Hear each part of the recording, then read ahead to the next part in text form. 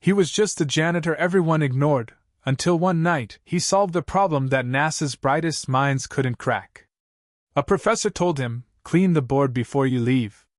He did more than clean it, he changed science forever. From a mop and bucket to mission control. This is the story of the man the world almost overlooked, until genius spoke in shock.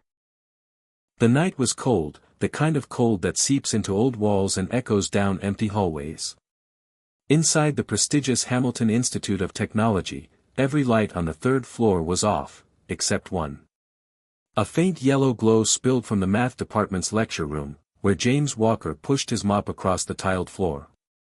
He moved slowly, deliberately, not out of laziness, but habit. Every stroke of his mop was precise, every motion quiet. He'd been cleaning these halls for nearly 15 years. Students came and went, professors rose and retired, but James stayed.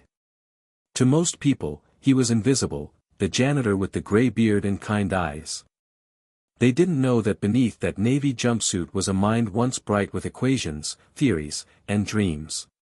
James had wanted to be an engineer. He'd been accepted into college decades ago, but when his mother fell sick, he dropped out to work full-time. Life never gave him the chance to go back. He told himself he was okay with it. But sometimes, when he swept past chalkboards filled with symbols and formulas, his hands would twitch, like an old musician brushing past a piano. That night, the room smelled of chalk and coffee. Empty coffee cups littered the desks. James began cleaning, humming softly, when he heard laughter from behind the door. The professors were still inside, discussing a problem scribbled across the board, a maze of numbers and Greek letters that looked like madness to most. 6 months, and not a single soul can crack it, one of them said, shaking his head. Another chuckled. NASA couldn't either. The problem's unsolvable. Then came the voice of Professor Harold Whitman, sharp, proud, and just a bit cruel. "Well, gentlemen, let's leave it up. Maybe someday a genius janitor will clean it up for us." They laughed. Whitman turned toward James, standing by the door with his mop. "Oh, Walker, clean this board before you leave, will you?" he said, half smirking. James nodded quietly. "Yes, sir." The men walked out, still laughing, leaving their half-eaten sandwiches and scribbled notes behind. When the door shut, silence filled the room, thick, heavy, and strange. James stood staring at the chalkboard. Lines, numbers, variables, they weren't just marks to him. They were alive. He could see patterns, like stars forming constellations. He leaned closer, eyes narrowing. The equation wasn't random. It was something he recognized. Years ago, he'd read a paper about trajectory correction, the kind used in space probes. "This ain't just any math," he murmured. "This is physics. Real deep physics." He set his mop aside and wiped his hands on his uniform. His heart began to beat faster, not from fear, but something else. Curiosity. He found a small piece of chalk near the board's edge.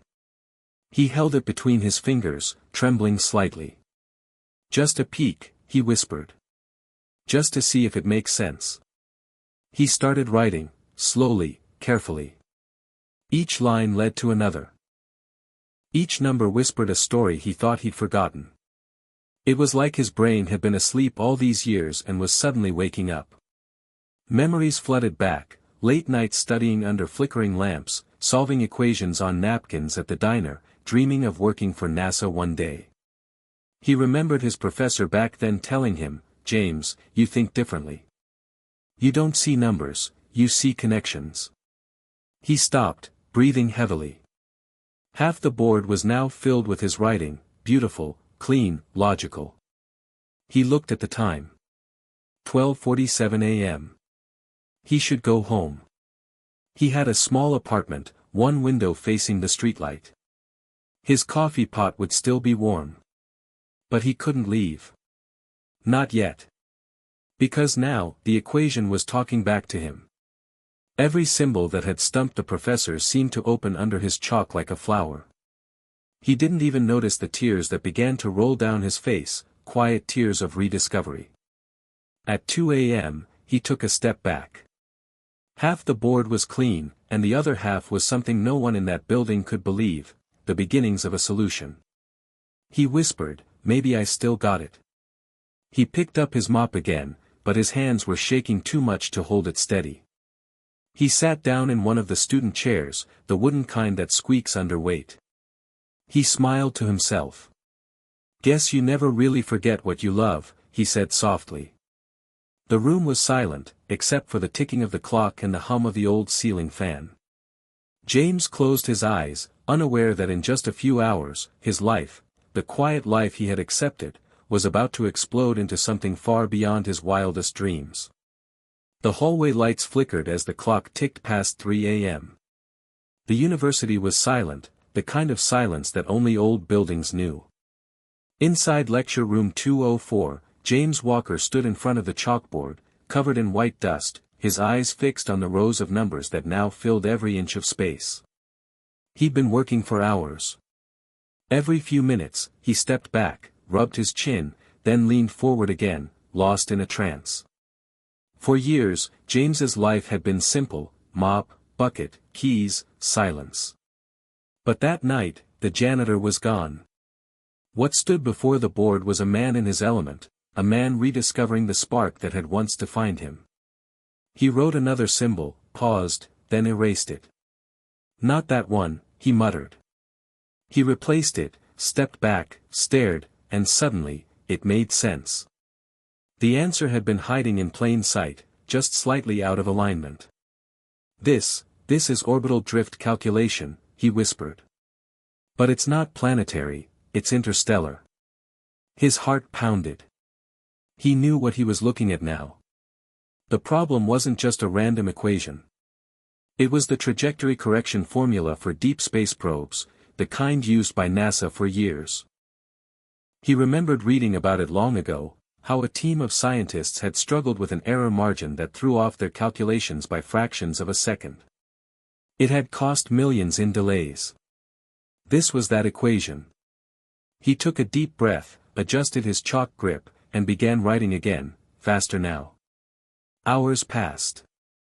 The once pristine lecture room was a mess, chalk dust on the desks, erasers scattered, papers torn and scribbled over. But James didn't notice. He was too deep inside the language of math, the rhythm of numbers and logic that felt more human to him than words ever did. Every equation connected to the next, flowing like music. At one point, he smiled, the same kind of smile a painter gives when the canvas finally starts to breathe. He whispered to himself, "All these years, all these nights cleaning floors, and it was still in me." As dawn crept through the window blinds, the first light of morning illuminated the board. The final piece was almost in place. James rubbed his tired eyes, his hand trembling as he drew the last line. When the chalk made that final squeak, that faint sound of completion, he froze. Then he stepped back. For a moment, he said nothing. He just stared. And then, softly, he laughed, a low, breathy laugh that cracked with disbelief. He'd done it. He'd solved the problem. A problem that had stumped NASA scientists and university professors for years, solved by a man who mopped their floors. But the weight of what he'd done didn't hit him all at once. It came slowly, like the dawn spreading across the board. James leaned against the desk, breathing deeply, staring at his own handwriting. It wasn't just numbers. It was proof that the mind never loses what it truly loves. He looked at his hands, covered in chalk and sweat. Hands that people saw as tools for labor, but not for thought. He smiled sadly. "No one will believe this," he said to himself. He glanced at the clock. 5:42 a.m. He had 1 hour before the professors arrived. For a brief moment, he thought about signing his name at the bottom of the board. But then, he hesitated. He wasn't sure he wanted to be seen, not yet. He didn't solve it for fame. He solved it because he couldn't walk away. Because something inside him needed to prove that the fire still burned. So instead, he erased the small corner of the board where his handwriting overlapped, cleaned his mop, and quietly tidied the room. Before leaving, he looked at the board one last time. The morning light made the equations glow faintly. He whispered, "Clean board, clean soul." Then he turned off the light and walked out, leaving behind a discovery that was about to shake the world.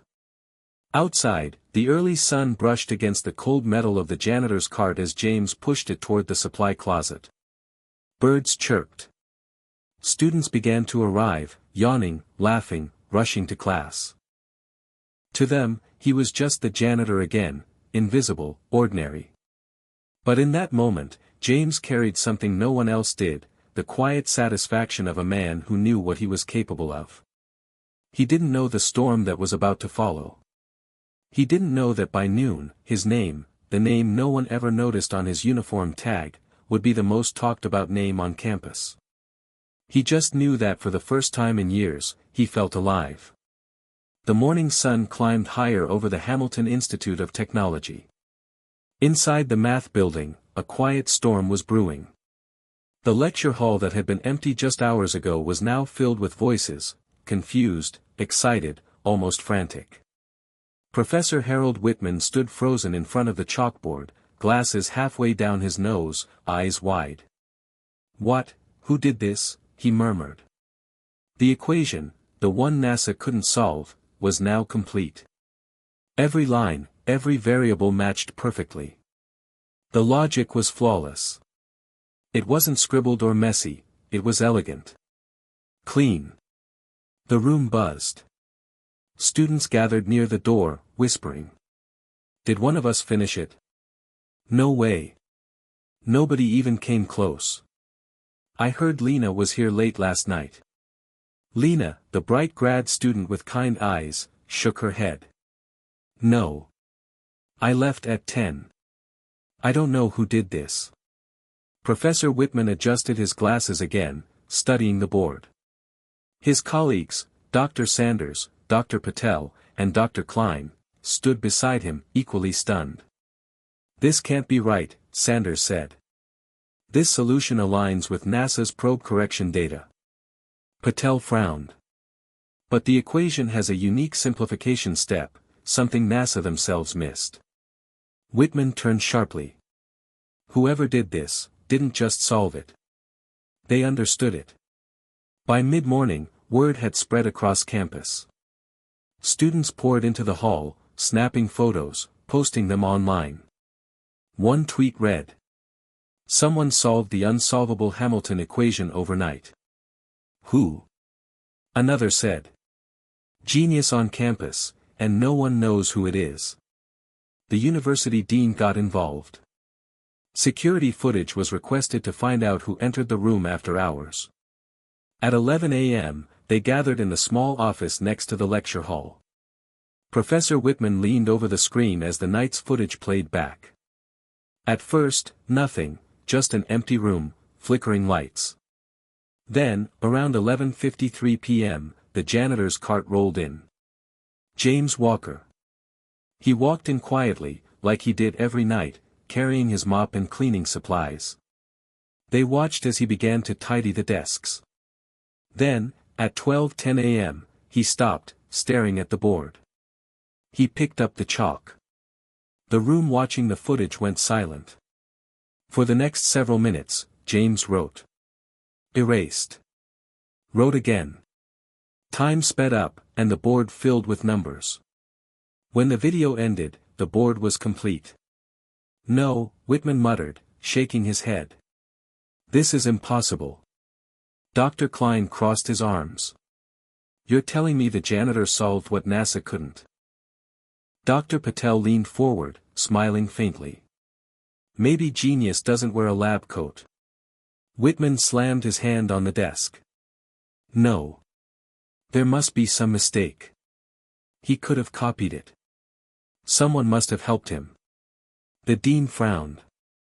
"Let's call him in and ask." An hour later, James stood outside the dean's office, nervously holding his cap in both hands. He'd been asked to report immediately. He thought maybe he'd done something wrong, left a light on, used the wrong key. When he walked in, 4 professors and the dean sat in a line, staring at him. "Mr. Walker," the dean said gently, "were you in lecture room 204 last night?" "Yes, sir," James replied, his voice calm. "I clean that room every night." "Did you write anything on the chalkboard?" James hesitated. "I did. I was just trying something out. Couldn't sleep, so I thought I'd see if it made sense." Professor Whitman scoffed. "Trying something out? Do you even know what that board was about, Mr. Walker?" James nodded slowly. "Orbital trajectory correction. The board had an error near the drift variable." The room went silent. He continued, "You had the delta offset inverted. Once I switched the sign and rebalanced the mass constant, it worked itself out." No one spoke for several seconds. Dr. Patel's jaw dropped. Dr. Sanders whispered, "He's right. That's exactly it."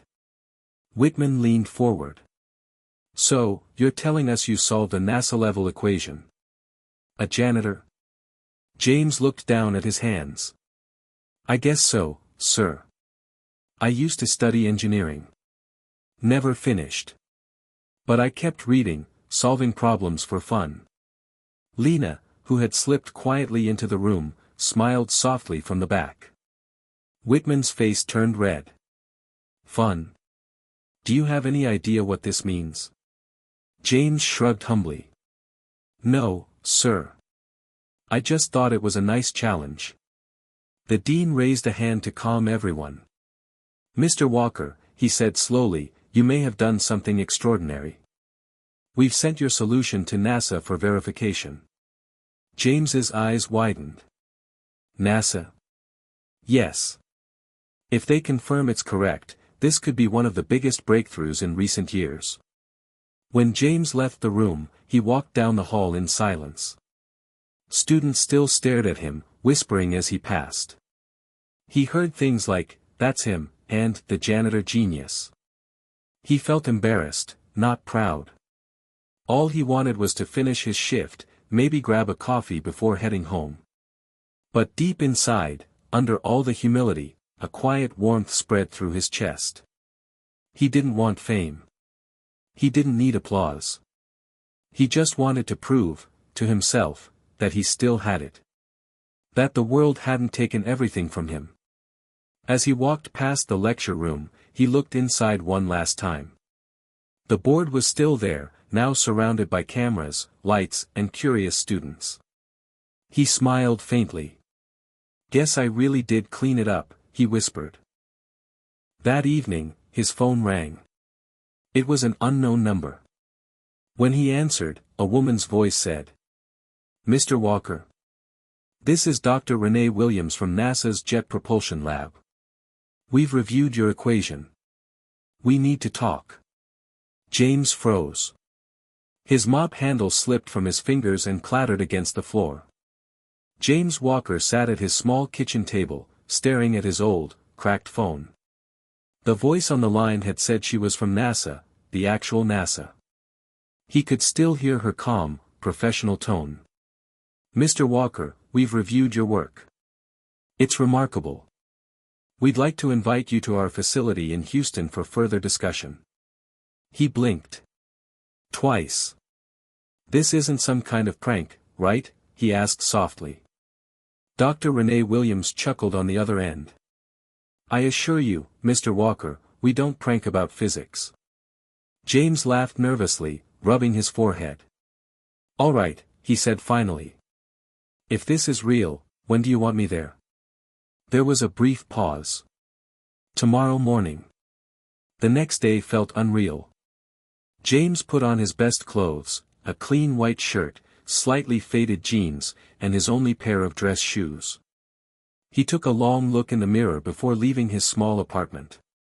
The reflection staring back wasn't just a janitor anymore. He saw a man who had once dreamed of designing rockets, before life forced him to mop floors instead. At the airport, he couldn't stop looking around.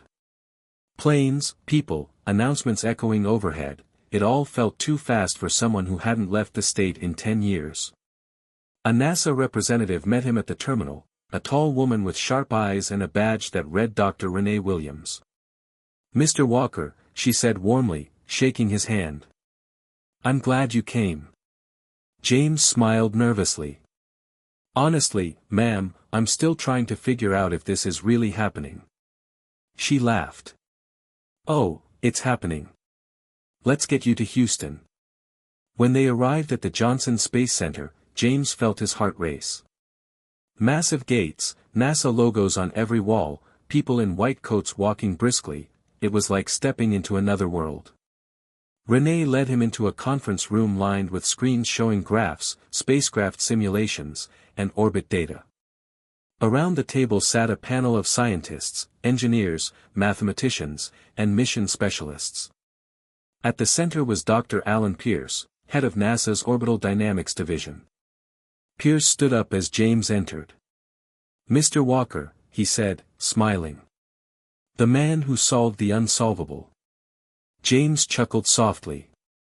"I think I just saw what others missed, sir." Pierce motioned for him to sit. They began to discuss his solution, line by line, formula by formula. Every time James explained a step, the room grew quieter.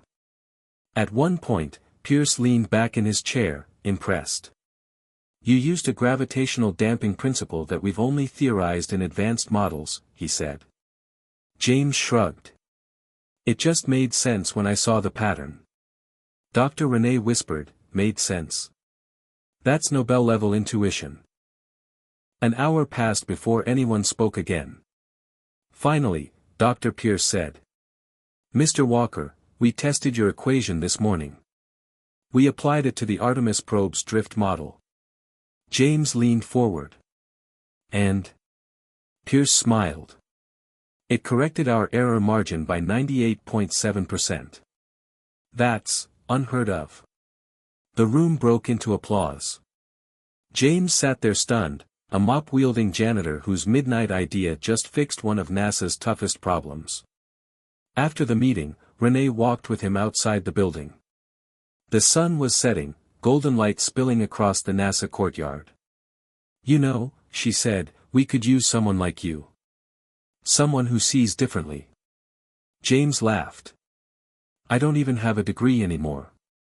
She smiled. "Then maybe it's time we change what qualifies as genius." He looked out toward the horizon. "You really think I could work here?" "I don't think," she said softly. "I know." Meanwhile, back at Hamilton Institute, news was spreading fast. The university had posted a press release confirming that the janitor, James Walker, had solved the NASA equation. Social media exploded. From janitor to genius, one headline read. "Black man who cleaned classrooms just outsmarted NASA," said another. The story went viral overnight. Talk shows called. Documentaries reached out. And suddenly, the man who once cleaned blackboards was being asked to stand in front of them, to teach. Professor Harold Whitman watched it all unfold from his office, a mixture of awe and shame washing over him. He replayed that night in his head, how he'd told James to clean the board before you leave. Now that same board was in every major newspaper in the country. Lena knocked on his door gently. "Professor," she said, "NASA confirmed it. James's solution worked." Whitman looked up slowly. "I know," he said, his voice trembling. "I owe that man an apology." 2 days later, James returned to the university to collect his things. He didn't expect a crowd, but there it was, hundreds of students cheering, clapping as he walked through the courtyard. They held signs. "Walker the Genius. Our janitor, our hero." James smiled shyly, waving. Professor Whitman approached him, removing his hat. "Mr. Walker," he began, his voice soft. "I was wrong about you. I saw a man with a mop and missed the mind behind it. James smiled kindly. You were doing your job, sir. And I was doing mine. But you've done more than any of us, Whitman said. You reminded us that brilliance doesn't wear titles. It wears humility.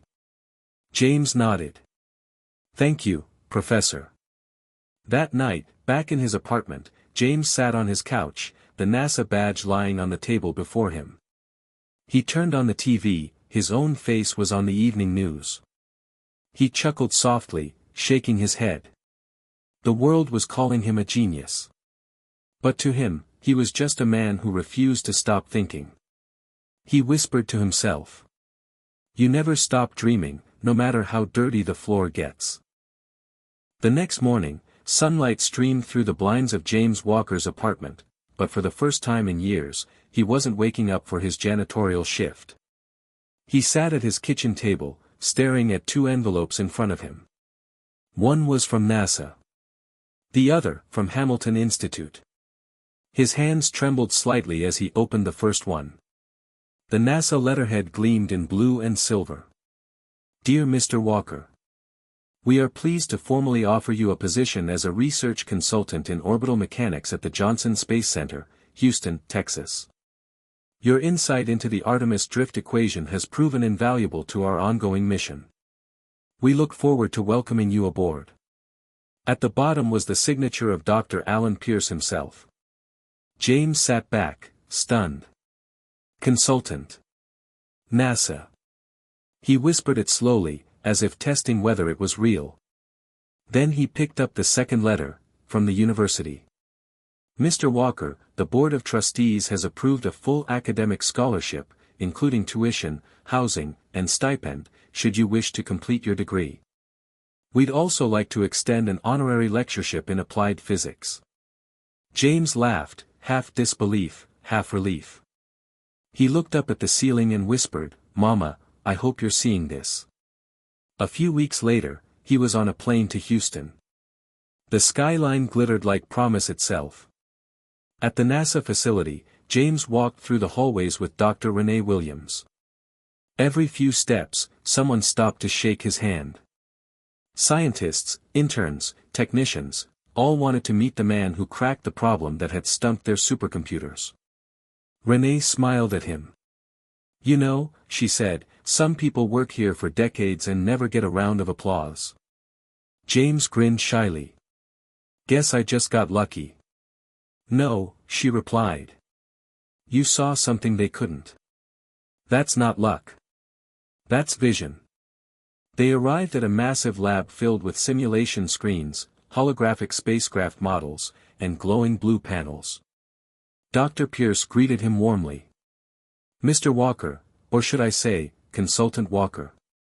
James chuckled. Still feels strange hearing that, sir. Pierce handed him a badge. Get used to it. You're officially part of the Artemis project. James took the badge slowly, running his thumb across the embossed NASA logo. He felt tears welling up. I never thought I'd wear something like this again, he said softly. Pierce smiled. You earned it. Weeks turned into months. James dove deep into the work, analyzing data, refining algorithms, and optimizing fuel trajectories for the Artemis probe.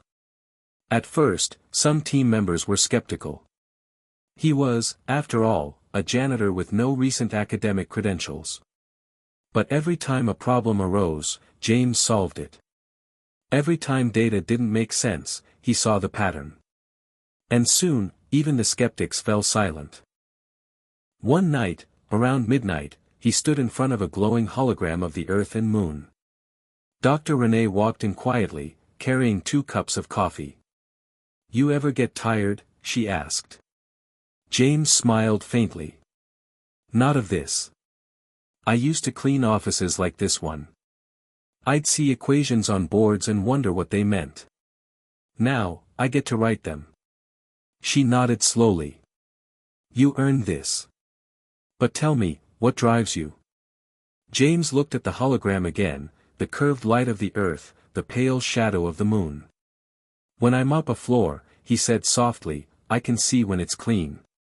When I solve an equation, I can feel when it's right. It's all about seeing beyond what's in front of you. Renee smiled. That's the most poetic thing I've ever heard in a physics lab. Months later, Hamilton Institute held a special ceremony. The entire auditorium was packed, professors, students, reporters, and even state officials. The banner above the stage read, "Celebrating Brilliance Beyond Boundaries, James Walker, NASA Consultant." As James walked onto the stage, applause thundered. Professor Whitman stood at the podium, his eyes glistening. He turned to the crowd and said, "Sometimes, the greatest minds walk among us quietly. We see their hands, but not their hearts. We see their work, but not their wisdom." Then he looked at James. "And sometimes, we're lucky enough to be proven wrong." The audience laughed softly, and James smiled back. He stepped up to the microphone. He hesitated for a moment, scanning the sea of faces. Then he said, "I used to think I was invisible. I'd mop these halls, clean your labs, and go home wondering if my life would ever mean something." The room grew silent. But the truth is, it always meant something. Even when no one was watching, even when I was just the guy with a bucket and broom. Because purpose doesn't come from position, it comes from persistence. The audience erupted in applause. Tears filled James's eyes as he added softly, "If you're watching this, and you think your dream is dead, it's not. It's just waiting for you to show up again." Months later, NASA launched the Artemis probe using the equations James had refined. The mission succeeded flawlessly. Reporters called it the Walker Correction. NASA honored him with the Distinguished Civilian Contribution Medal. But James wasn't chasing medals. One quiet evening, he returned to the university where it all began. He walked into the same classroom, empty now, sunlight spilling across the chalkboard. He picked up a piece of chalk and wrote slowly, "Every mind matters." He placed the chalk down, smiled, and whispered to the empty room, "Now, that's clean enough.